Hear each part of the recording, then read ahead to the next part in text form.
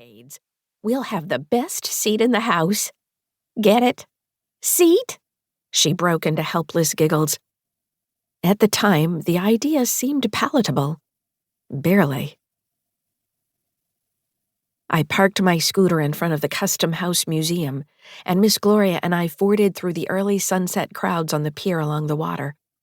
These were viewers seeking front-row positions for sunset and for the zany sunset performers, who were already warming up in their prescribed spots. As we passed by, we waved at the cat man arranging his cages of trained house cats, and paused to watch Snorkel the pot-belly pig practice his bowling. Ahead, a man dressed in a battered rice paddy coolie hat, a long-sleeved lavender shirt, and black pants was setting up a card table. Lorenzo, my tarot card-reading pal. His face glistened in the fierce rays of afternoon sun, and he had damp circles of a deeper purple under each arm. Hayley Snow and Miss Gloria, my two favorite ladies. Did you come for a reading? He asked after we'd greeted one another. I would have brought the cards to your houseboat. Anything to get away from this madness. He fanned his face with his hand. No, actually, we're headed for the Fantasy Fest Parade Ambassador training, said Miss Gloria. Lorenzo's mouth fell open as he first looked at me, on the small side, but plump like a baby leg of lamb, as my father used to say.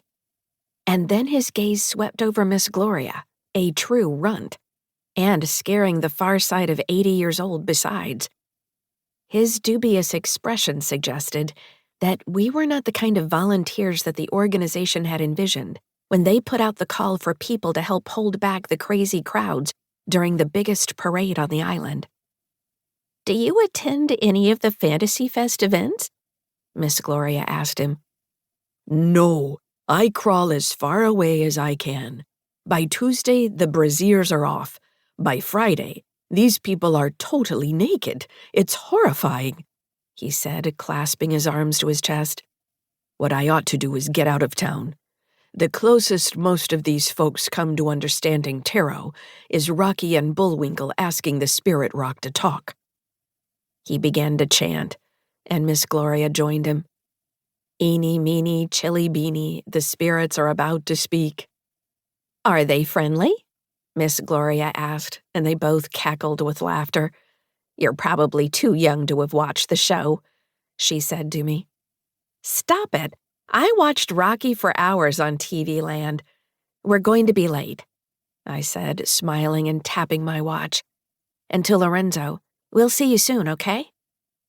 By the time we located the Grand Cayman room in the Pier House Resort, the room was almost full and the meeting had started.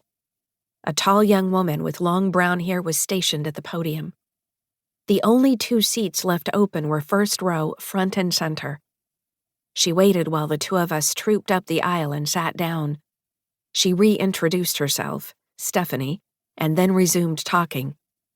As I was saying, she said, waving for the chatter to die down in the crowd, if you see unattended packages, alert an officer. Please don't announce that they are suspicious. We don't need a stampede on top of everything else. Public Works employees will be emptying trash cans during the parade. She blew out a breath of air. I don't need to tell you this, I'm sure, but full nudity is not permitted in public. Oh, drat, called a woman from the back to a ripple of laughter. Are bosoms okay? Only if they are painted, said Stephanie, her face deadpan, but a bit of impatience in her voice. She went on to discuss the finer issues of crowd control and safety, parade pacing, and closing gaps between the floats. Managing this event sounded like an awful lot to expect from a bunch of greenhorn volunteers whose only props would be official yellow t-shirts. Talk to the float drivers, she said.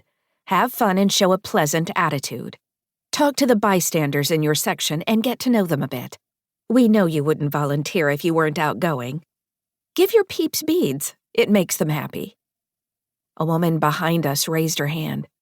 Will we be issued rubber gloves? Stephanie made a face. I don't understand why you'd possibly need them. You shouldn't be touching anything weird. She pointed to someone at the back of the room, and Lieutenant Steve Torrance strode.